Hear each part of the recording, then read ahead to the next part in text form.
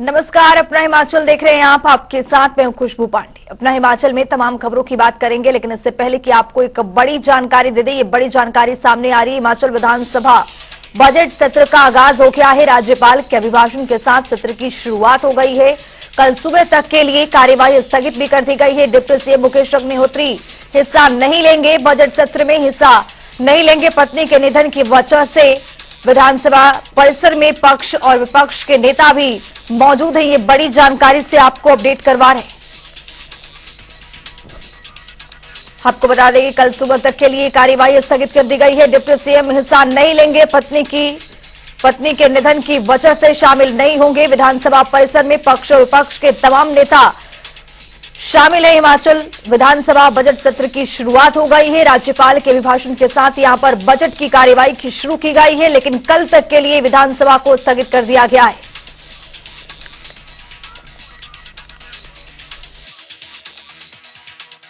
एक वर्ष में हमारी सरकार ने जो व्यवस्था परिवर्तन किया है और उस व्यवस्था परिवर्तन के स्वरूप जो परिणाम आज सामने आया है, उसका उल्लेख राज्यपाल के अभिभाषण में किया गया है। व्यवस्था परिवर्तन की नींव हमने अपने पहले बजट में दर्शाई थी और आत्मनिर्भर हिमाचल की दिशा में हम आगे बढ़ रहे हैं। निश्चित तौर पर मैं कह सकता हूँ कि कठिन आर्थिक परिस्थितियों के बाद भी हमने जब आपदा आई, लोगों को राहत पहुंचाई, भ्रष्टाचार पर लगाम लगाई। जिस सबॉर्डिनेट सिलेक्शन बोर्ड में नौकरियां बेची जाती थी और उसकी हमने इन्वेस्टिगेशन करवाई, और उसके बाद जब हमने पाया कि ये धंधा काफ़ी समय से चल रहा है, उस सबॉर्डिनेट सिलेक्शन बोर्ड को हमने भंग किया। एक और बड़ी जानकारी आ रही है, उससे भी आपको अपडेट करवाएंगे। कांग्रेस ने राज्यसभा उम्मीदवारों की सूची जारी कर दी है। हिमाचल से अभिषेक मनु सिंघवी जाएंगे राज्यसभा। ये बड़ी जानकारी। बीजेपी राष्ट्रीय अध्यक्ष जेपी नड्डा की जगह लेंगे। ये बड़ी जानकारी। हिमाचल से अभिषेक मनु सिंघवी राज्यसभा जाएंगे। बीजेपी के राष्ट्रीय अध्यक्ष जेपी नड्डा की ये जगह लेंगे। कांग्रेस ने राज्यसभा उम्मीदवारों की सूची यहां पर जारी कर दी है। बड़ी जानकारी, बड़ा अपडेट आपके सामने। कांग्रेस ने राज्यसभा उम्मीदवारों की सूची जारी की है, जिसमें हिमाचल से अभिषेक मनु सिंघवी को भेजा गया है। कांग्रेस ने राज्यसभा उम्मीदवारों की यहां पर सूची जारी करते हुए अभिषेक मनु सिंघवी को यहां पर राज्यसभा भेजने के लिए तैयारी कर ली है। नामांकन कल होगा। आज शाम को हमारी विधायक दल की बैठक है 7 बजे, और उनका कल सुबह उनका जो मुहूर्त निकला होगा उसके हिसाब से उनका नामांकन होगा। और निश्चित तौर पर अभिषेक मनु सिंघवी जी हमारे एक वरिष्ठ सुप्रीम कोर्ट के अधिवक्ता है। पार्टी ने उन्हें उम्मीदवार बनाया। हम सब लोग उसका स्वागत करते हैं। हिमाचल प्रदेश विधानसभा के बजट सत्र का आगाज हो गया है। ऐसे में सरकार विपक्ष के हर एक सवाल का जवाब देने के लिए तैयार है। इसी को लेकर जनता टीवी ने संसदीय कार्य मंत्री हर्षवर्धन चौहान से एक्सक्लूसिव बातचीत की है। सुनिए। हिमाचल प्रदेश विधानसभा के बजट सत्र का आगाज हो रहा है। ऐसे में विपक्ष कह रहा है कि कई ऐसे मुद्दे हैं जिनको भुनाने की कोशिश सदन के भीतर की जाएगी। सत्ता पक्ष को घेरने की तैयारी जो है, रणनीति जो कहें अगर गलत नहीं होगा तो वो की गई है। ऐसे में सत्ता पक्ष किस तरह से सत्र को देख रहा है, क्या तैयारियां की गई हैं, इस पर बात करने के लिए संसदीय कार्य मंत्री हर्षवर्धन चौहान हमारे साथ मौजूद हैं। विपक्ष कह रहा है बहुत से ऐसे मुद्दे हैं जिनको भुनाने की कोशिश की जाएगी। डी नोटिफिकेशन से लेकर बेरोजगारी, अपनी गारंटियां, किस तरह से आप इसको देखते हैं और किस तरह से जवाब जो है वो सदन के भीतर दिया जाए? नहीं, देखो, विधानसभा का सेशन है, बजट सेशन है, लंबा सेशन है, 13 सीटिंग्स है, और इस दौरान जो है विपक्ष को भरपूर मौका मिलेगा अपनी बात को सदन के अंदर रखने में, सरकार के समक्ष रखने में। अब गवर्नर एड्रेस पे 2 दिन की चर्चाएं हैं, 4 दिन बजट पे चर्चाएं हैं और 3 दिन कट मोशन है। तो ठीक है, सरकार हर बात का हर जवाब देने को तैयार है। सरकार, कांग्रेस सरकार और मुख्यमंत्री सुखविंदर सिंह सुक्खू ने पारदर्शिता से, ईमानदारी से पिछले 1 साल का कार्यकाल जो है वो सरकार का किया है। ठीक है, इश्यूज होते हैं, बहुत सारे इश्यूज हैं, और हम चाहते हैं कि सदन के अंदर जो है विपक्ष जो है उनका जो है उस रखे और सरकार जवाब देगी। और जो उनका एक पॉजिटिव जो सजेशन होगा, पॉजिटिव राय होगी, उसको सरकार अमल में लाती है। पहले भी मुख्यमंत्री सुखविंदर सिंह सुक्खू जी ने बहुत सारे इश्यूज जो सदन में विपक्ष के विधायकों द्वारा उठाए गए थे उसको माना और उसको इम्प्लीमेंट किया है।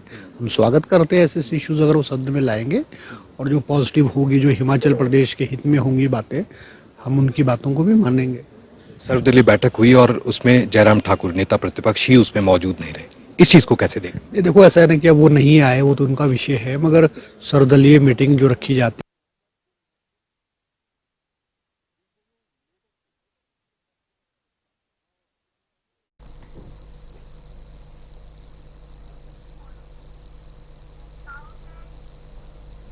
हिमाचल प्रदेश सरकार का बजट सत्र आज से शुरू हो रहा है। मुख्यमंत्री सुखविंदर सिंह सुक्खू दूसरी बार विधानसभा में बजट को पेश करेंगे। वर्तमान में प्रदेश के वित्तीय स्थिति में सुधार की जरूरत है। पिछले साल के हिमाचल ने प्राकृतिक आपदा का दंश झेला है। इस बीच ज्वालामुखी में सरकार आपके द्वार कार्यक्रम के दौरान मुख्यमंत्री सुखविंदर सिंह सुक्खू कह चुके हैं कि बजट में जहां जहां वित्त को लेकर कड़े फैसले करने की मांग होगी वो किए जाएंगे। ऐसे में बजट को लेकर आम जनता से भी मिलीजुली प्रतिक्रियाएं भी सामने आ रही हैं।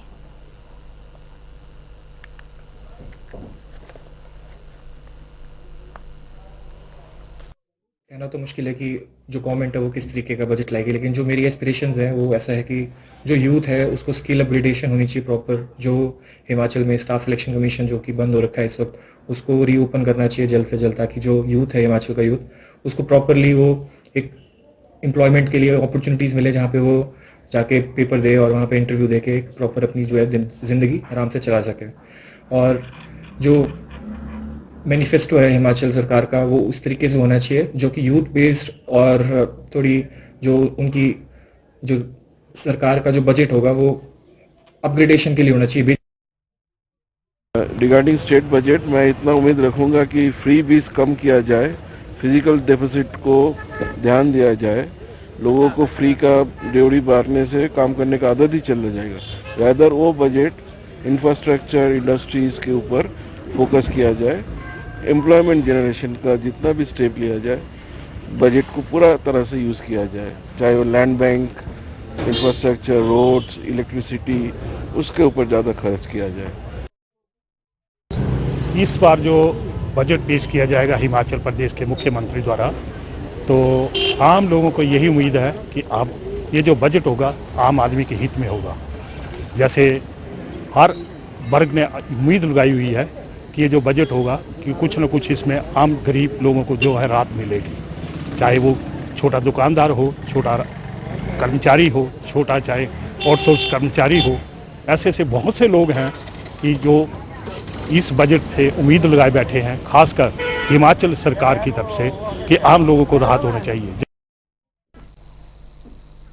हिमाचल बजट सत्र का आगाज हो गया है। इसी को लेकर नेता प्रतिपक्ष जयराम ठाकुर ने प्रेस कॉन्फ्रेंस की है। इस दौरान उन्होंने कहा है कि राज्यपाल का अभिभाषण सरकार का एक दस्तावेज होता है जिसमें सरकार के कार्यक्रमों और उपलब्धियों का जिक्र होता है, लेकिन पहली बार बजट का अभिभाषण निराशाजनक रहा। हिमाचल बजट सत्र का आगाज नेता प्रतिपक्ष जयराम ठाकुर ने प्रेस कॉन्फ्रेंस की है। जयराम ठाकुर ने कांग्रेस सरकार पर तंज भी कसा है। पहली बार बजट का अभिभाषण निराशाजनक रहा है। राज्यपाल जी का अभिभाषण सरकार का एक दस्तावेज होता है। एक साल का सरकार का कार्यकाल पूरा हुआ और एक साल में सरकार ने किन किन योजनाओं पर काम किया, किस किस क्षेत्र में काम किया और हिमाचल के विकास के लिए किस प्रकार का सरकार का योगदान रहा, इन बातों का जिक्र महामहिम राज्यपाल जी के अभिभाषण में होता है। लेकिन आज सचमुच में एक बहुत बड़ी निराशा हुई। राज्यपाल महोदय जी की तो एक व्यवस्था है, तो स्वाभाविक रूप से वो जो सरकार की ओर से अभिभाषण बन करके जाता है उसको वो पढ़ करके सुनाते हैं। 1 घंटे 5 मिनट का अभिभाषण और 1 साल की एक भी उपलब्धि उसमें जिक्र के रूप में नहीं आई है। उपलब्धि के नाम पर अभी भी हिमाचल प्रदेश की सरकार को अगर हम पूछें तो जवाब कोई नहीं है, उपलब्धि के नाम पर शून्य है।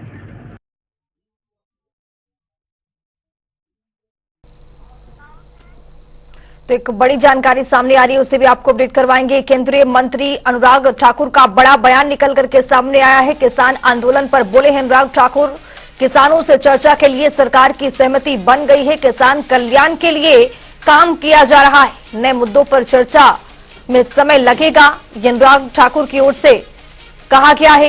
केंद्रीय मंत्री अनुराग ठाकुर का ये बयान, किसानों को लेकर नए मुद्दों पर चर्चा में समय लगेगा।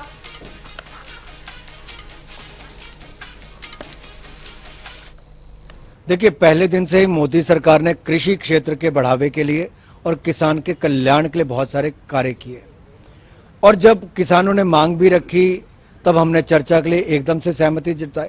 इस बार भी हमारे केंद्रीय मंत्री कल भी चंडीगढ़ गए थे, कई घंटे तक वार्ता भी की, और जब किसान उठकर चल पड़े किसान नेता, तब भी हमने कहा कि बैठिए, चर्चा को जारी रखें, लेकिन वो चले गए। हमारे नेता कहते रहे, मंत्री कहते रहे कि कृपया बैठिए, चर्चा जारी रखिए। अब आप कहते हैं कि चर्चा को ज्यादा समय क्यों लग रहा है। मैं इसमें इतना ही कहूंगा, जब नए मुद्दे जुड़ते जाएंगे तो समय थोड़ा और लगेगा। अगर वो कहते हैं कि WTO में से भारत हट जाए, वर्ल्ड ट्रेड ऑर्गेनाइजेशन से भारत अपने आप को अलग कर ले, वो कहते हैं कि FTA रद्द कर दो, फ्री ट्रेड एग्रीमेंट रद्द कर दो, वो कहते हैं स्मार्ट मीटर मत लगाओ, वो कहते हैं कि पराली को जलवायु के क्षेत्र से निकाल दो, कृषि क्षेत्र को निकाल दो, इलेक्ट्रिसिटी अमेंडमेंट बिल में ये बदलाव कर दो। अब ये सारे नए नए मुद्दे जुड़ते जा रहे हैं। हमारा केवल इतना कहना है कि हम इन विषयों पर भी चर्चा करने के लिए तैयार हैं, लेकिन इन पे अन्य लोगों से बात करनी पड़ेगी, राज्य सरकारों से बात करनी पड़ेगी और किसान संस्थाओं से बात करनी पड़ेगी। क्या ये गलत है? आखिरकार नए मुद्दे जुड़ रहे हैं तो उस पर चर्चा तो बनती है, उस पर समय भी थोड़ा लगेगा। हम धर्मशाला नगर निगम का तीसरा बजट महापौर नीनू शर्मा ने पेश किया है। इस दौरान 141 करोड़ 23 लाख का बजट बैठक में सर्वसम्मति से पारित कर दिया गया है। वहीं बजट में सभी वार्डों के विकास के लिए कुल 17 करोड़ का बजट रखा गया है। इसके साथ ही सफाई व्यवस्था पर 7 करोड़ के बजट का प्रावधान किया गया है और सोलर प्रोजेक्ट के लिए सरकार से 5 करोड़ का बजट उपलब्ध करवाया जाएगा, जिसका मुख्य उद्देश्य सोलर एनर्जी बिजली तैयार कर आत्मनिर्भरता बढ़ाना होगा। देखिए, लगभग हमने 140 करोड़ का, और हमने प्रत्येक वार्ड के लिए 1-1 करोड़ का विकास कार्य के लिए प्रावधान रखा। सभी वार्डों के लिए लगभग 17 करोड़ का प्रावधान विकास कार्य के लिए रखा गया, और हमने प्राकृतिक आपदा के लिए 1 करोड़ रुपए का प्रावधान रखा है। इसके अलावा सफाई व्यवस्था के लिए 7 करोड़ रुपए का प्रावधान रखा गया, और बेसहारा पशुओं के लिए आज के बजट में हमने 1.5 करोड़ का प्रावधान रखा है। कुत्तों की वैक्सीनेशन के लिए 20 लाख रुपए का प्रावधान रखा गया है, और शौचालय के रख रखाव के लिए 30 लाख रुपए का प्रावधान रखा गया है। इसके अलावा शॉपिंग कम्प्लेक्स के लिए 2 करोड़ रुपए, और पार्कों एवं पार्किंग के लिए 1 करोड़ 20 लाख का प्रावधान रखा गया। बीजेपी के प्रदेशाध्यक्ष राजू बिंदल ने प्रधानमंत्री नरेंद्र मोदी की जमकर तारीफ की है। इस दौरान उन्होंने कहा है कि मोदी के नेतृत्व में केंद्र सरकार ने एक और बहुत बड़ा कीर्तिमान स्थापित किया है। कतर में भारत के पूर्व नौसैनिक जिनको फांसी की सजा सुनाई जा चुकी है, नरेंद्र मोदी के हस्तक्षेप से 8 में से 7 अधिकारी सकुशल भारत पहुंच गए हैं और भारत इसको एक अलग दृष्टि से देख रहा है। श्री नरेंद्र भाई मोदी के नेतृत्व में एक बहुत बड़ा कीर्तिमान स्थापित किया है। जब कतर में भारत के पूर्व नौसैनिक उनको फांसी की सजा डिक्लेयर हो गई, उसके बाद मोदी जी के और हस्तक्षेप के साथ ही 8 में से 7 ऑफिसर्स भारत पहुंच गए हैं और पूरा भारत इसको एक अलग दृष्टि से देख रहा है, आनंदमय दृष्टि से देख रहा है कि आज भारत उस स्थिति पर पहुंचा है जिस स्थिति के ऊपर कभी यूनाइटेड स्टेट्स को देखा जाता था। एनआईटी हमीरपुर के स्टूडेंट के आविष्कार को भारत सरकार के पेटेंट कार्यालय से मंजूरी मिल गई। एनआईटी के इलेक्ट्रिकल विभाग के स्टूडेंट रजत अनंत ने अपने भाई के साथ मिलकर स्वचालित ऑक्सीजन सिलेंडर ट्रॉली का प्रोटोटाइप तैयार किया था। इस प्रोटोटाइप को स्टूडेंट रजत ने एनआईटी के प्रोफेसर के मार्गदर्शन में विकसित किया है। इस आविष्कार से स्टाफ आधुनिक स्वचालित ट्रॉली में आसानी से 4 से 6 सिलेंडर को एक से दूसरी जगह ले जा सकते हैं।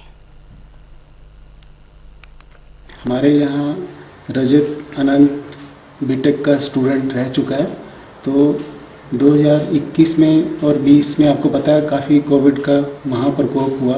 उस वजह से डीसी मैम जो कि यहाँ विजिटर थी रेगुलर हमारे कोविड सेंटर में, उनको पता चला कि कुछ ऑक्सीजन मेडिकल ऑक्सीजन ट्रॉली को ट्रांसपोर्ट करने में मेडिकल स्टाफ को काफ़ी दिक्कत आ रही है। उस वजह से अनफॉर्चुनेटली कुछ डेथ्स भी हुई because of lack of timely supply of oxygen. फिर उन्होंने सोचा कि क्यों ना एक ढालपुर मैदान में 2 दिवसीय राज्य स्तरीय फूड फेस्ट प्रदर्शनी का आयोजन किया गया। इसका शुभारंभ सीपीएस सुंदर सिंह ठाकुर ने किया है। साथ ही सीपीएस सुंदर ठाकुर ने कार्यक्रम की अध्यक्षता की है। इसमें 6 जिलों के विद्यार्थियों को 2 समूह में केरल के पारंपरिक व्यंजनों का प्रदर्शन किया है। तो वहीं उन्होंने युवाओं से आग्रह किया है कि वे अपने समय संस्कृति के संरक्षण के लिए आगे आएं, क्योंकि किसी भी देश की पहचान उसकी संस्कृति से ही होती है। उपयुक्त स्थान है एक भारत और श्रेष्ठ भारत को लेकर। यहाँ पे हर प्रदेश के यहाँ पे लोग रहते हैं, यही नहीं विश्व भर के लोग यहाँ पे विभिन्न देशों से कुल्लू में रहते हैं। तो ऐसे में अनेकता में एकता का जो संदेश के लिए ये एक भारत सर्वश्रेष्ठ भारत का जो ये कार्यक्रम रखा है, इसके लिए देश की अखंडता और विविधता में एकता का प्रमाण, उसके लिए जो बच्चों को इसके बारे में जागरूक किया जा रहा है, जो ये सफल कार्यक्रम। इसी अभी बच्चे केरल गए थे, जहां पर 240 बच्चों को हिमाचल के सभी जिलों से वहां बच्चे थे जो मेधावी छात्र थे और एनसीसी के और एनएसएस के छात्र थे, जिन्हें केरल ले जाया गया। वहां उन्होंने केरल का फूड भी टेस्ट किया और केरल के कोवलम बीच और शंखमुगम बीच को वहां जाकर उन्होंने बहुत एंजॉय किया। इस बुलेटिन में मेरे साथ इतना ही। नमस्कार।